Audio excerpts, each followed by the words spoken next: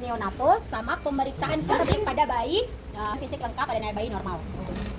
Oke, yang jelas kapan kita mau resusitasi, kapan kita mau langsung pemeriksaan fisik itu patokannya adalah nilai Apgar score. Nilai Apgar tahu? Apgar, oke, A-nya apa, P-nya apa? Nah, ini ibu tanya ini pas masuk nanti. Iya, ibu tanya karena kalau kamu resusitasi, cepat jelas ibu tanya kondisi apa anak harus diresusitasi ya. Kalian jelaskan kondisi Apgar score nilainya 0 sampai 3, terdapat cyanosis, tidak adanya pulse, tidak adanya tonus otot, begitu. Oke, pertama anggaplah pasien ini lahir, tidak menangis, cuma baru biru semua sudah mukanya. Oke, kita lakukan resusitasi. Resusitasi ada beberapa poin yang harus kalian ingat atau yang harus kalian perhatikan. Yang pertama yang kita lakukan adalah memang kan lahir pakai baju. Mama, baru lahir ini anak sok tahu itu sesak kenapa masih bekas baju dia masih mau dibada-bada. Ya Allah, mati kesan ini anak. Ya Allah. Nah, ini resusitasi, langsung ke persiapan alatnya saja ya. Di sini ada namanya radian warmer. Radian warmer itu kalau seandainya ada bayi baru lahir biasanya ditaruh di tempat kita ada lampunya di atas. Itu namanya radian warmer. Itu fungsinya untuk menghangatkan bayi. Jadi langsung ditaruh di situ itu bayi. Baru kan posisinya ini dia baru habis lahir. Jadi biasanya masih ada sisa-sisa air ketuban kan. Nah, jadi kalian siapkan kain hangat. Karena kan biasanya suhunya biasanya bayi-bayi yang bermasalah di asfiksia itu juga dia cenderung dia bermasalah termogulasinya. Jadi kita tutupilah anak itu dengan kain untuk fungsinya cuma untuk mengeringkan badannya gitu. Sudah, kita keringkan badannya. Setelah ini agak kita sudah pakai handphone ya, Nek. Cuman Ibu malas pakai handphone. Sudah kita keringkan. Habis itu yang pertama kita lakukan adalah uji atau respon taktil. Di anak-anaknya. Nah, respon taktil di dadanya, di kakinya. Jadi digele-gele memang dia, no. Nah, kalau tetap tidak bisa, kita balik dia. Ya. Ada bahkan yang kalau seandainya dia balik begini. Dia balik jadi begini baru ini begini supaya sirkulasinya itu langsung ke otak. Takutnya aliran darah di otak terlambat makanya anak lambat menangis. Nah, kalau di respon taktil anak sudah menangis berarti sudah Ji. Aman sudah. Nah, tapi kalau seandainya 30 detik kita sudah begini-beginikan, kita sudah begini-beginikan, tetap tidak ada respon taktil, kita langsung ke FTP namanya, VTP. Kalau di SOP di sini VTP itu dia butuh namanya tipisis resusitasi atau dia pakai Jackson Rees. Jackson Rees itu modelnya mirip-mirip sama dia ada kayak selangnya begitu, nah modelnya depannya begini juga ada selangnya itu yang disambungkan ke oksigen.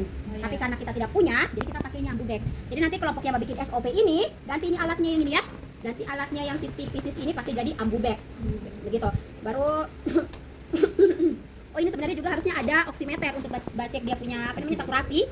Kalau oximeter itu ya dia dipasang di jari itu kelihatan di situ saturasi. Nah, karena kita tidak punya, jadi tidak ada. Jadi pada saat kalian mau lakukan tadi resusitasi itu suka pasang kalian lihat saturasinya berapa. Rata-rata anak-anak yang asfixia berat dia punya sekitar 80% dia punya saturasi.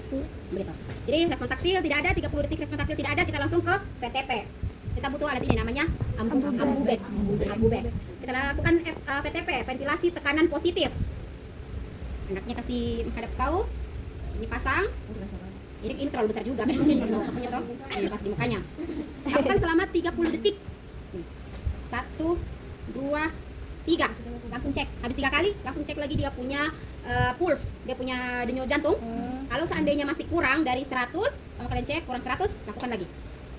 1 2 3. Kalau kurang yakin belum, 1 2 3 cek. Masih belum? Lakukan lagi 1 2 3. Lakukan berulang kali sampai 30 detik.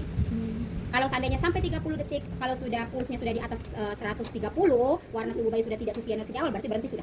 Tapi kalau seandainya kalian cek pulsnya dia masih kurang dari 100 atau pada saat di awal itu dia 70, begitu kalian lakukan VTP, habis itu berkurang dia jadi 65, langsung kalian lakukan RJP. Ya, langsung RJP. Langsung kompresi dada. Jadi kalau pada saat RJP atau kompresi dada kita butuh 2 perawat. Jadi satu untuk yang pegang ambubeknya, satu yang untuk melakukan kompresi dada. Oke? Jadi nih coba nih berdiri. Memang ini dia pegang memang ini dipegang juga tangan. Pokoknya sampai dia punya biji mata itu kena. Lihat posisi tangannya ibu, ini tangan masuk full ke badan bayi. Nah ya, ini melengket di ketiaknya. Kita melakukan kompresi dada itu di ini bayangan antara putih dan di atas prosesus sipoideus. Prosesus sipoideus itu ulu hati. Nah di atasnya tepat itu kita mau melakukan kompresi dada. Melakukan kompresi dada itu bisa dengan 2 cara, dengan tutam, ibu jari atau menggunakan 2 jari. Tapi yang paling dianjurkan itu menggunakan 2 ibu jari atau 2 tutam. Ini masuk semuanya. Tangan kalian di sini. Tapi bukan tidur seperti ini, tapi begini posisi tangannya. Jadi yang makanya kan tidak dianjurkan itu kamu perawat punya kuku panjang. Tidak ada memang perawat yang boleh kuku panjang. Jangan kamu begini hama susah tahu. Terjadi selamatkan. Ini masuk, ini. Lakukan 3 siklus selama 30 detik. Jadi 1 2 3 kompak. 1. Bukan nak. Gini. Ibu anu 1 2 3 kau tekan. 1. 1 2 3 kau tekan lagi 1. Begitu. Nah, nanti hitungannya seperti ini. 1 2 3 1 1 2 3 2 1 2 3 3 1 2 3 4 1 2 3 5 1 2 3 6 1 2 3 7 1 2 3 8 1 2 3 9 1 2 3 10. Oke, sudah 30 detik, cek lagi.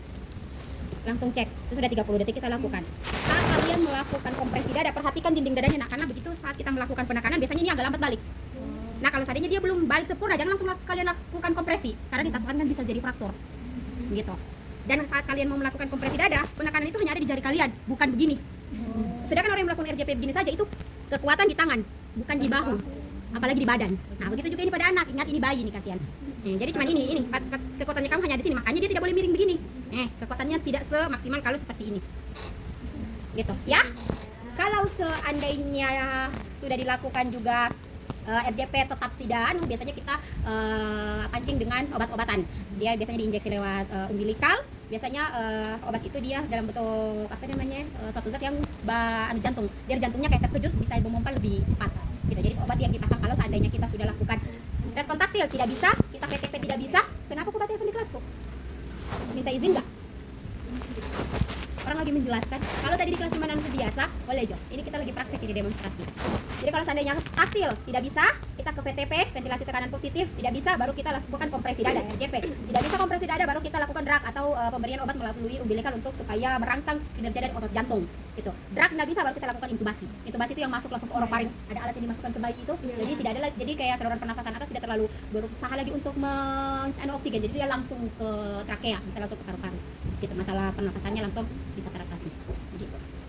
Oh ya, sebelum kalian itu respon taktil, biasanya pada saat observasi di awal itu dicek dulu bagian mulutnya. Siapa tahu dia tidak menangis atau apa karena ada sumbatan di bagian mulut saluran pernapasan atas. Biasanya kalau itu kita saksian saja. Biasanya kalau sudah disaksian sudah menangis itu anak. Gitu. Sudah. Itu kalau resusitasi. Apa dulu pertama kalau resusitasi? Iya, sebenarnya. Maksudnya kalau kita resusitasi berarti kita sudah tahu ini anak asfiksia berat, otomatis itu pasti sudah cek agar. Nah, sebelum jadi apa tahap resusitasi yang pertama dilakukan adalah dihangatkan. Dihangatkan dulu, dilap dulu, baru. Karena kalau seandainya dia masih ada itu air ketuban, nggak mau kasih bumbu, tak boleh pesan ngapain tangan. Jadi dia harus dalam posisi kering. Oke, habis itu respon taktil. Respon taktil. Respon taktil. Belakang atau di ini apa ya, respon taktil semua lokasinya ada di dada depan, di posterior, sama di telapak kaki. Ini kau kasih tadi respon taktil langsung begitu tuh ada yang sebenarnya sosio hidup baru putar pertama dia hidup, habis itu dari tidak jadi hidup sosio. Kita respon taktil, habis itu setelah respon taktil dilakukan berapa lama respon taktil? 30 detik. Respon taktil tidak ada kemajuan, kita lakukan VTP, ventilasi tekanan positif. Kita pakai alat namanya apa? Ambubek. Oke. Selama berapa? 30 detik. 1 2 3 cek. 1 2 3 cek. Begitu sudah 30 detik tidak ada perubahan, bahkan ada penurunan, langsung kita Ibu itu kalau RJP berarti harus ada perawat satu. Iya, jadi kalau seandainya nanti pada saat cabut laut kalian dapatnya resusitasi, Ibu tetap suruh kalian panggil satu partner. Nah, kompresi dada. Sedangkan sebenarnya kalau kompresi dada itu 3 siklus, 1 2 3, 1 1 2 3, 2 1 2 3, 3. Bisa langsung kalian cek. Kalau kompresi dada harus rapat jempolnya? Iya, rapat jempolnya. Kalau besar bayinya? Ini mau yang ke dalam. Apalagi yang kita lakukan? Intubasi. Itu sudah ketika diintubasi itu anak-anak pasti masuk ICU. Masuk itu anak-anak di ICU. Gitu. Oke, Anggala Plus sudah dikasih masuk ini bayi yang sianosis parah ini. Datang lagi bayi kedua, normal. Sudah kita lakukan pemeriksaan fisik lengkap. Itu pakai waktu. Dan apa yang kita butuhkan? Ini ada Medline atau meteran. Terus kita butuh ini apa namanya? Apa namanya ini? Ya. Ini. Dengar deh. Senter. Bagus. Pen light. Baru kita butuh termometer, sama terakhir kita butuh stetoskop. Oke. Nanti kalian baca sendiri saja ya, dari persiapan sampai sampai di prainteraksi, sampai di terminal orientasi, kalian baca sendiri. Oh, di sini tadi juga orientasi, nanti kalian bikin ya, karena ibu cuma fokus ke tahap kerja. Oke, yang pertama lahir sudah ini anak tuh, cek Apgar Scores-nya, nilainya 7 sampai 10, menangis berarti ini anak. Baguslah ceritanya, tidak ada permasalahan hidupnya. Oke. Dicek yang pertama, dilihat keadaan umum. Lihat apakah bayi, kalau di sini dia bilang kaji apakah ada cacat bawaan atau tidak. Siapa tahu kalau pas lahir sudah kelihatan dia Down syndrome, itu kan sudah harus dicatat. Terus yang kedua, lakukan pemeriksaan pada kulit termaksud warna bibir. Sebenarnya kalau memang dia ada permasalahan pada warna bibir, itu pada saat kita Apgar Score sudah langsung kelihatan, gitu ya.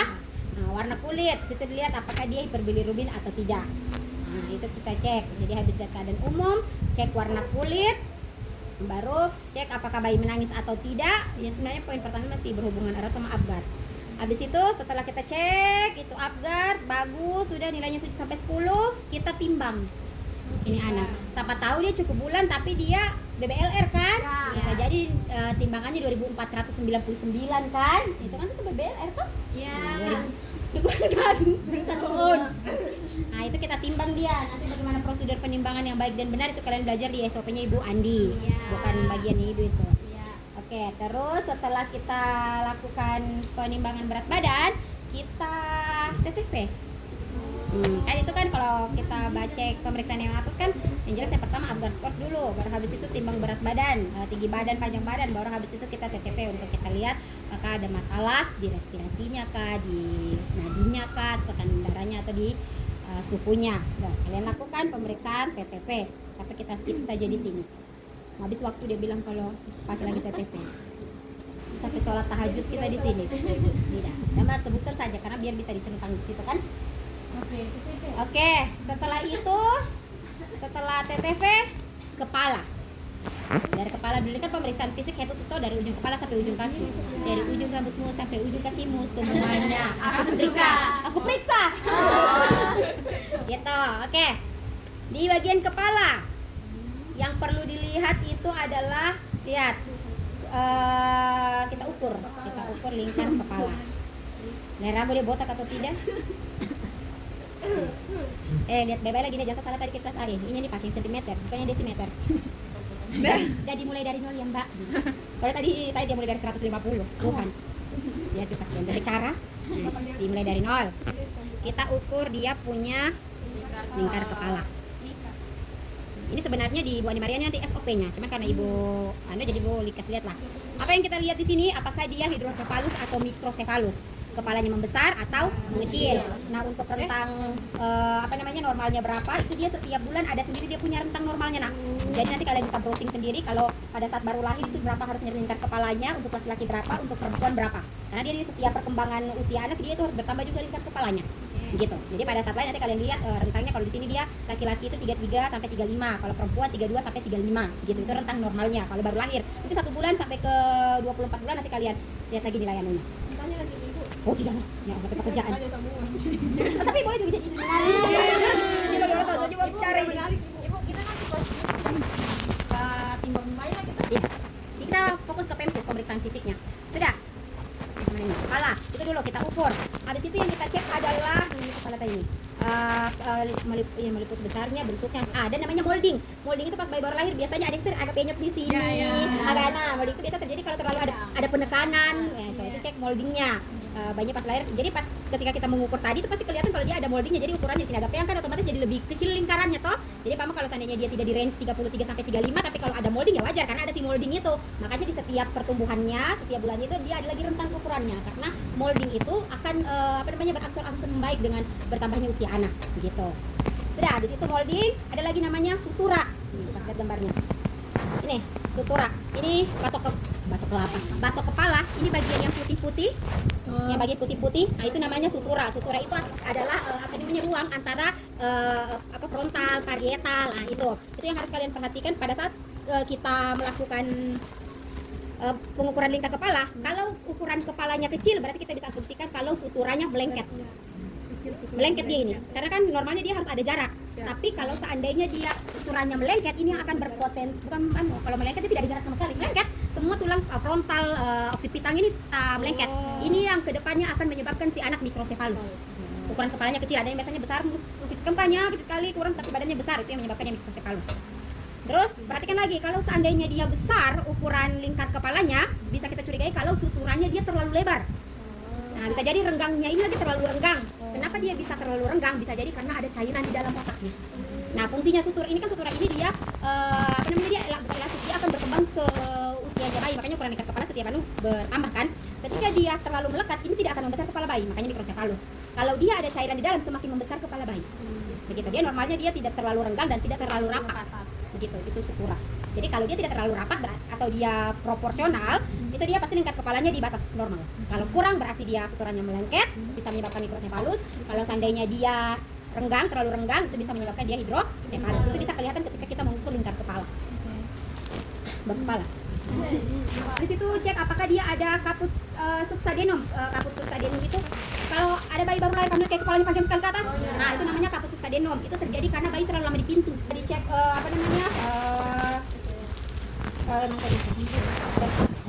lihat ukurannya, lihat bentuknya, lihat molding, lihat struktura, lihat caput succedanum. Habis itu lihat ada hematoma atau tidak. Hematoma itu perdarahan ya, Nak. Jangan kamu samakan perdarahan kayak ibu, ada darah di sini, padahal itu darah ibunya. Tidak, cek apakah ada lebam atau tidak. Nah, begitu.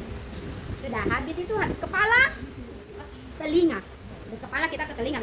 Perhatikan telinganya, kan biasanya sebelah ada, sebelah tidak ada, toh? Gitu. Kalau telinga gampang gitu. Perhatikan adanya daun atau tidak, ada kelainan atau tidak. Terus habis itu mata. Habis telinga, mata, yang di mata itu yang dicek cuma ada katarak atau tidak. Dan pakai pen light. Mati miskin. Itu dicek. Kan ya? Di mata kiri kanan ada katarak atau tidak. Udah, habis mata, mulut. Yang teknik pemeriksaan mulut itu dia apakah labiosikis atau dia palatoksikis. Labiosikis dia pakai dia sumbing, atau palatoksikis atau tidak ada langit-langit. Itu yang kalian cek di situ. Terus habis itu pemeriksaan leher. Habis kepala, telinga, mata, mulut, leher. Mulut baru leher. Leher itu langsung dilihat ada pembekakan atau tidak, sama ada namanya tiroglossus. Ini kasih lihat ini tuh baca ya, supaya cari juga gambar-gambar supaya gampang kalian Nih. Ini tuh namanya tiroglossus. Kasih tinggi brightness supaya sebelah di surga. Bukan jagung di bawah, dia di atas. Itu lihat, itu di bawah, dia di atas kan? Sabar. Satu di bawah. Oke, sudah kamu lihat? Nah,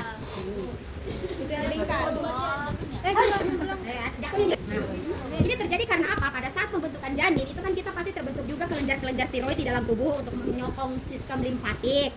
Nah, harusnya kelenjar limfatik itu dia tersebar di di area dekat tonsil, di tiroid, dia kemana-mana. Tapi ini dia bermasalah, dia stop di situ.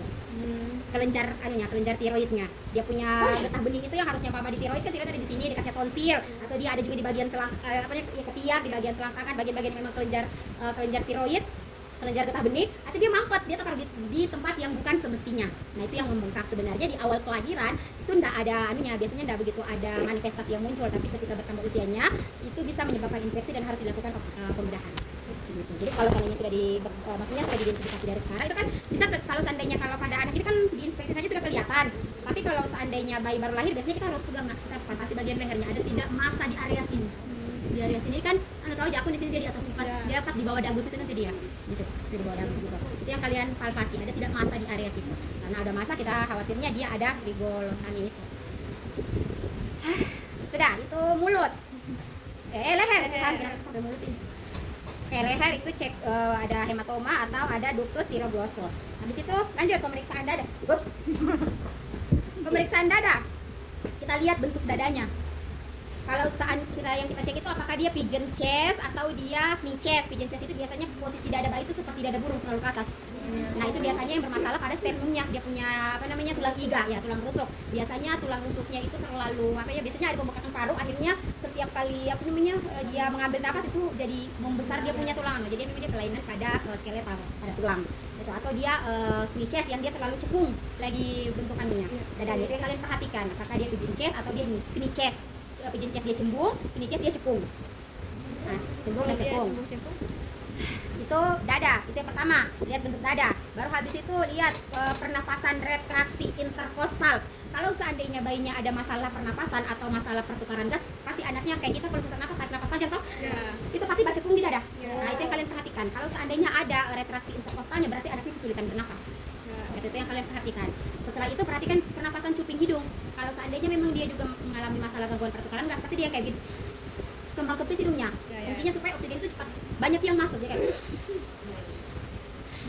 Tidak ada cuma itu. Dada itu lihat dadanya apakah dia pigeon chest atau full chest. Terus lihat pernafasan retraksi interkostalnya ada cekung atau tidak. Terus habis itu lihat cuping hidung, sama paling terakhir adalah auskultasi, dengar.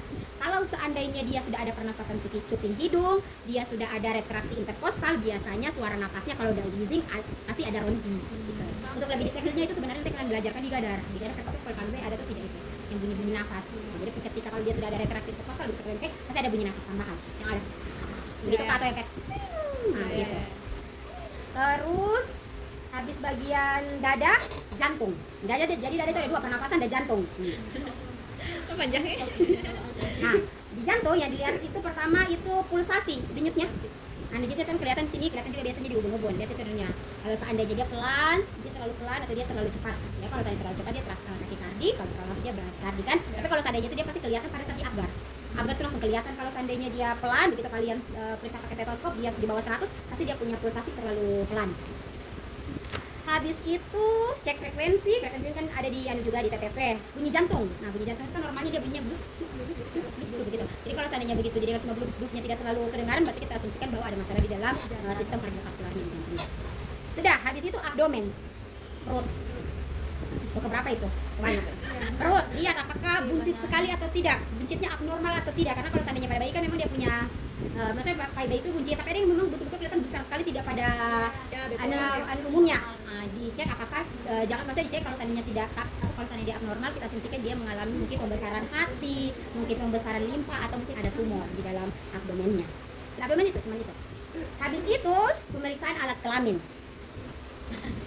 Alat kelamin dari cowok dulu. Kan kelamin 2. Iya. Oke. Kalau laki-laki yang pertama dilihat testisnya, DP biji, turun atau belum? Kan posisinya begitu, dia harus di bawah ini posisinya. Lihat dia di atas atau tidak. Kalau dia di atas, kita asumsikan berarti testisnya tidak pada pada tempatnya. Nah, itu bisa berpotensi infertil di kemudian hari atau kemandulan di kemudian hari. Itu yang kita perhatikan. Terus itu dulu kalau pada laki-laki dia punya testis, nah dia punya telur. Baru fimosis. Fimosis itu ini kasih lihat gambarnya. Sebelah kanan itu adalah normal, artinya ada kepala penis, baru ada itu di depannya yang macam kuncup. Nah, sabar, ini dulu, kamu bisa lihat yang di depan itu yang kayak kuncup. Kalau normalnya ketika itu ditarik langsung kelihatan kepala penis. Nah, kalau orang-orang yang tidak normal itu sudah ditarik pun tidak muncul kepala penis. Normalnya fimosis. Tetap tidak kelihatan kepala penis. Apa yang terjadi dengan anak-anak fimosis itu biasanya paling sering adalah terjadi ISK, infeksi saluran kencing, karena kencingnya tidak keluar karena tersumbat sama sudah punya kulit itu. Apa cara penanganannya? Dengan sirkumsisi, sunat. Di situ disunat. Makanya kenapa? Ya disunat gitu. Jadi kalau seandainya kamu tarik-tarik begini, kalau muncul kepala penisnya berarti dia tidak fimosis. Kamu tarik-tarik sampai merah penisnya itu anak-anak tetap keluar berarti itu anak fimosis. Sudah habis itu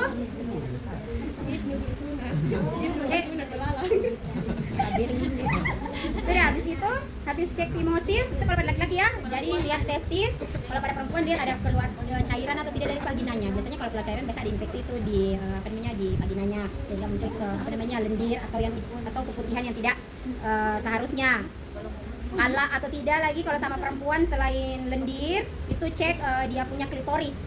Kacang kurasa bawang itu cek apakah dia bentuknya terlalu besar. Misalkan kan kita tahu kan dia normalnya dia kecil saja kan, kayak kacang gitu. Kalau dia terlalu besar dan terlalu merah, kita asumsikan berarti dia ada peradangan, ada pembengkakan itu yang diperhatikan. Begitu juga labia mayora minoranya, ada bibir. Nah, itu perhatikan itu ada pembengkakan atau tidak. Kenapa kamu?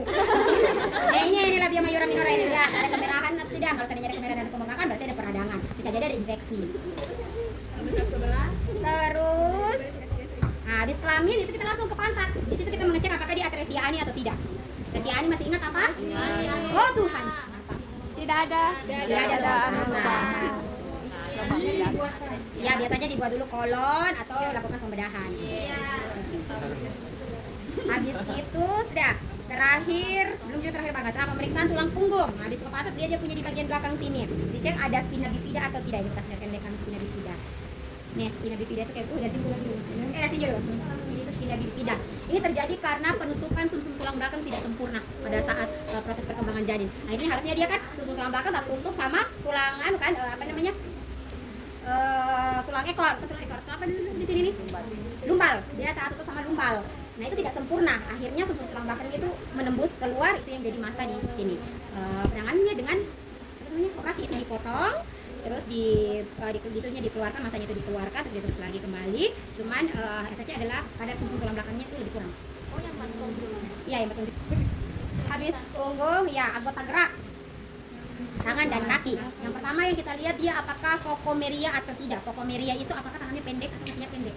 Itu kan berlain biasanya kelihatan dari cuma sini. Ada yang cuma atau yang kakinya, maksudnya kakinya ada tapi pendek gitu ya. Dan dilihat dia sempurna atau tidak dia punya ekstremitas. Habis focomeria kita lihat ada namanya sindaktili. Sindaktili itu kalau seandainya tangan begini ada selaput di sini yang bisa dibuka. Nah itu kan kalau orang bilang kayak sindrom Asep, bukan. Kalau yang biasanya buyung, kan dia melengket begitu ya. Dia modelan kayak bebek lah, kayak jari tangan bebek. Begitu juga yang kalau ada tambahan. Karena adanya selaput bertambah, akhirnya ada penimbunan jaringan lemak, adanya juga darah di aliran situ tapi tidak ada tulang. Nah, ada yang jarinya lebih-lebih, nah dia itu sudah sindaktili. Nah itu kalau pada jari tangan, kalau pada jari kaki namanya polidaktili. Polidaktili ada khususnya di SOP istilah-istilahnya. Nah itu yang kalian jelaskan nanti pada saat kita praktek. Sudah habis pemeriksaan anggota gerak, ekstremitas, paling terakhir itu